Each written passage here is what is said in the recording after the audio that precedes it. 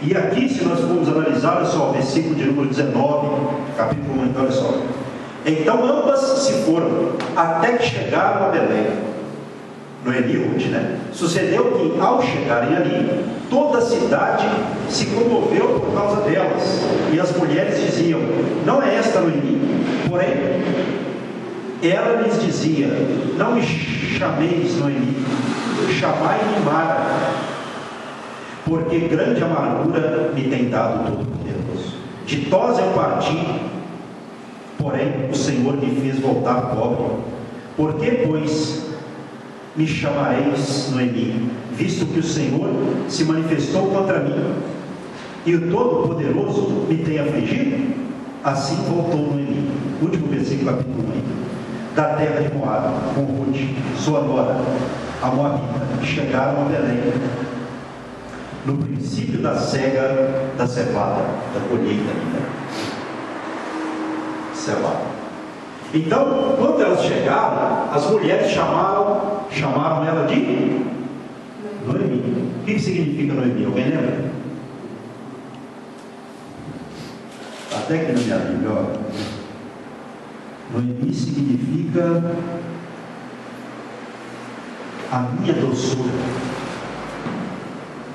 E Mara significa o quê? Amargura. Isso, amargura. Então por isso que ela falou: me chame Noemi, me chame de Mara, porque o Senhor, Ele se voltou contra mim, como ela disse, né?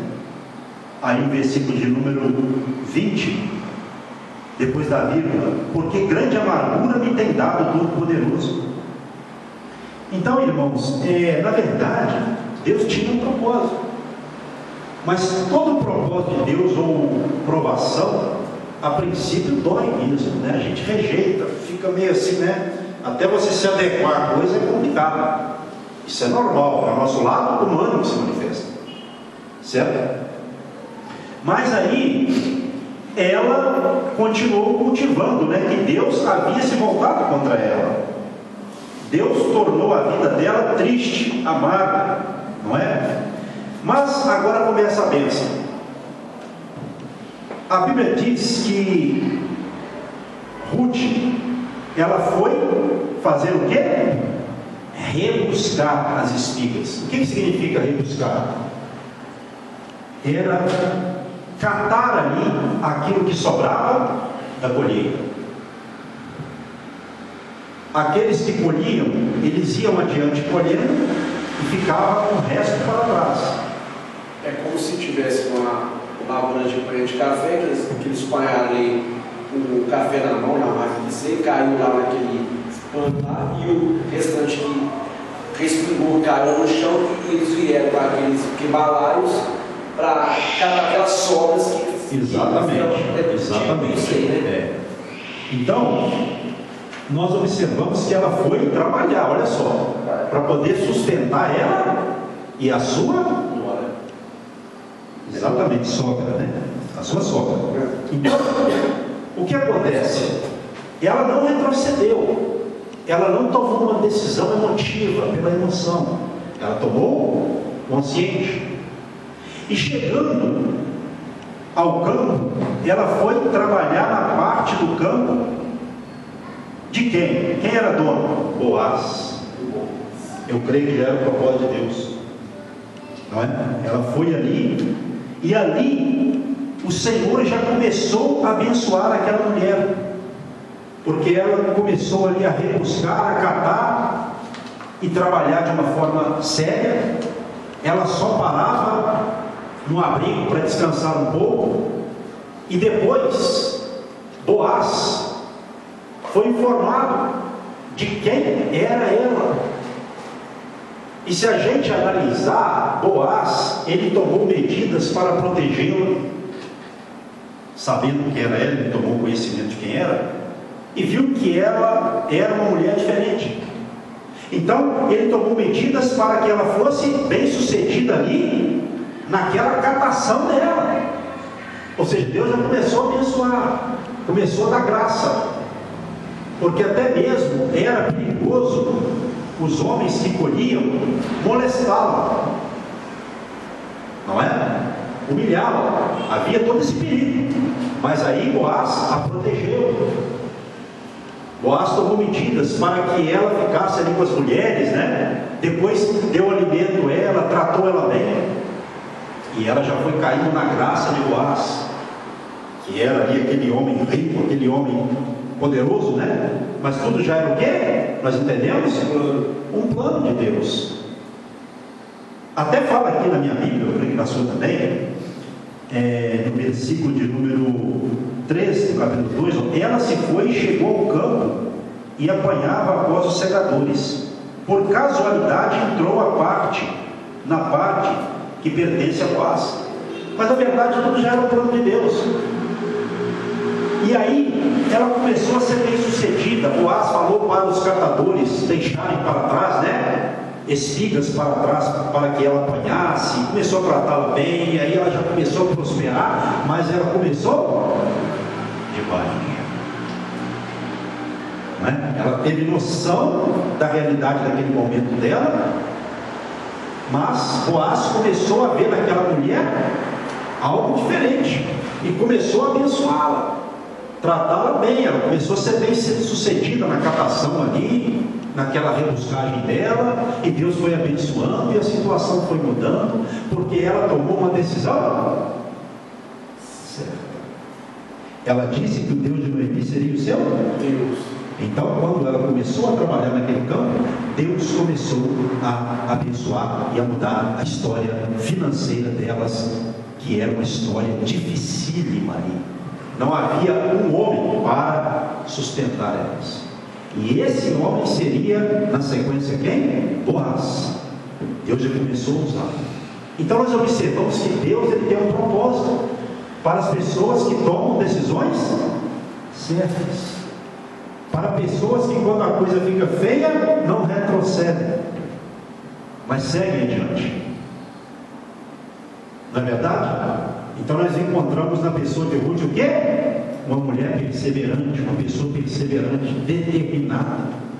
E ela só foi prosperando, se você analisar. E no versículo de número 11 está assim, ó, ela falando que ele havia usado com ela de benevolência, está usando e tal. Aí ele disse a ela, ó, verso 11 do capítulo 2: bem me contava tudo quanto fizeste a tua sogra depois da morte de teu marido, e como deixaste a teu pai e a tua mãe, e a terra onde nasceste, e vieste para um povo que dantes não conhecias.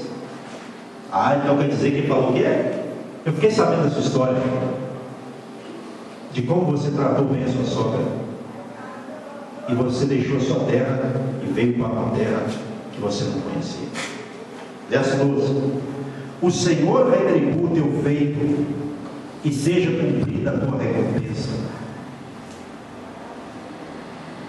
Do Senhor, Deus de Israel, sob cujas asas vieste buscar refúgio.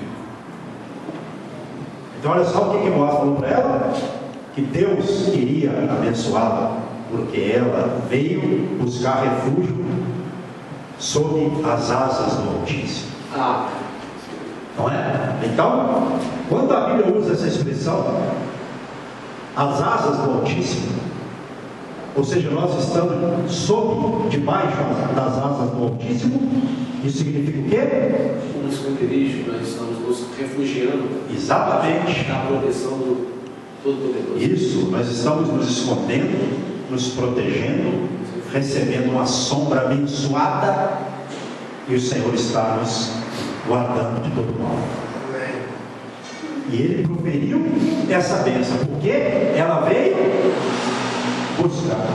Amém. E aí quem busca a Deus, né? Deus se deixa achar. Deus é maravilhoso. Então Deus não está preocupado se era pagão, se era numa terra em que presidia o satanismo, o ocultismo, ou qualquer outra religião assim. Deus está preocupado com o seguinte: se a pessoa realmente vem, se ela vier, ela vai abrigar sob as asas dele.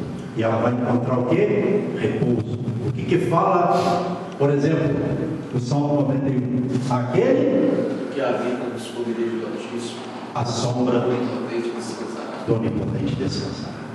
Então, quem busca abrigo em Deus, encontra. Quem mora, então, está abençoado direto e reto. Aquele que habita, que mora no esconderijo do Altíssimo. O Senhor quer que nós moremos. E ela veio buscar e passou a morar. Ela entendeu. Que coisa maravilhosa, irmãos. Isso aqui é uma conversão. Essa mulher sai de uma situação miserável, em que seu marido morreu, em que ela estava ali sujeita à dificuldade, à miséria, ou a voltar para os seus deuses, para a sua velha vida. Mas o que Deus faz na nossa vida, nós não podemos impedir o processo. Nós não podemos voltar para o lugar de onde Deus nos tirou. É de lá para frente e sempre seguindo rumo à glória do Senhor. Nós não podemos voltar, porque a Bíblia fala que Deus, Ele tem prazer naqueles que voltam? Não. A Bíblia diz que o justo, o meu justo viverá pela fé. Se ele recuar, a minha alma não tem prazer nele. Agora, se ele não recuar, Deus teve prazer em Orfa? Ela recuou. Mas em Ruth ele teve. Por quê? Porque Ruth não recuou. Ela prosseguiu a caminhada. Muitas coisas também vão acontecer para a gente voltar. Às vezes eu ouço notícias de pessoas que se converteram, mas o mundo foi seduzindo, foi trabalhando, e as pessoas foram dando lugar e voltaram. Mas o Senhor diz na palavra: o meu justo viverá pela fé. Da fé, se ele recuar, a minha alma não tem prazer. Então muitas coisas vão vir para nós recuarmos, mas nós não podemos recuar. Nós temos que continuar caminhando, porque nós não somos daqueles que se retiram para a perdição. Nós cremos e prosseguimos para a conservação da alma. Em nome de Jesus Cristo, nós não somos daqueles que se retiram. Outro se retirou para a perdição, para voltar para a terra de paganismo e de condenação. Mas Ruth saiu para uma terra que era a terra de Deus e para a terra da salvação. Porque ela veio. É isso que a Bíblia nos fala também no Novo Testamento. Nós não podemos voltar. E essa mulher, ali, à medida em que o tempo ia passando, Deus a ia abençoando. A bênção dela foi o quê? Progressiva. Olha só, então Deus não para de abençoar. Ele só para de abençoar caso a pessoa pare de seguir, pare de fazer aquilo que ele mandou. É lógico, né? Como no caso de Orfa. Nós pegamos esses dois exemplos, um negativo e o outro positivo. Uma teve a revelação, a outra não. E por ela ter optado por Deus, Deus também optou por abençoar, porque Deus sempre opta por abençoar, para abençoar aqueles que seguem Ele. Amém. Então, nós observamos tudo isso. Aí no versículo, vamos dar um salto na história.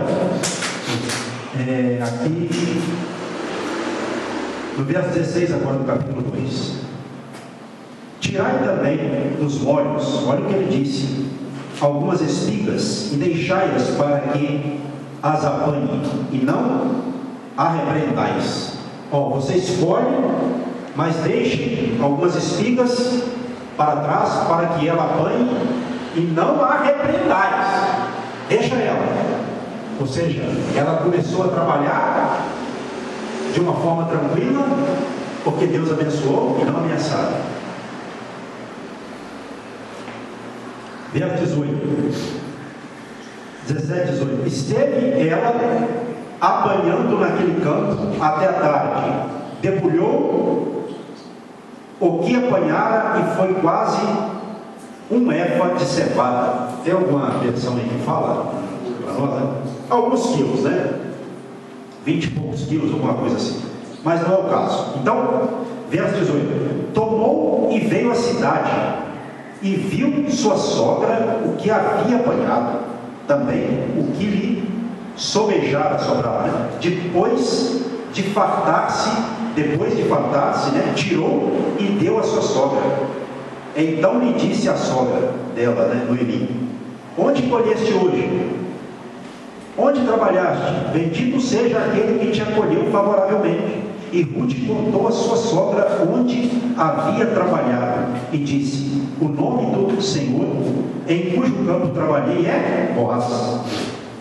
Verso 20. Então Noemi disse à sua nora: bendito seja ele do Senhor, que ainda não tem deixado a sua benevolência, nem para com os vivos, nem para com os mortos. Disse-lhe mais Noemi: esse homem é nosso parente chegado, e um dentre os nossos resgatadores. Continuou Ruth a Moabita, verso 21. Também ainda me disse: com os meus servos ficarás, até que acabe toda a cega que tem. Disse Noemi a sua nora Ruth: bom será, filha minha, que saiais com as servas dele, para que no outro campo não te molestem. Assim passou, verso 23, ela a companhia das servas de Boaz, para colher até a cega da cevada e do trigo acabaram. Elas chegassem ao fim, né? E ficou com a sua sogra. Então, irmãos, aqui já começa a questão.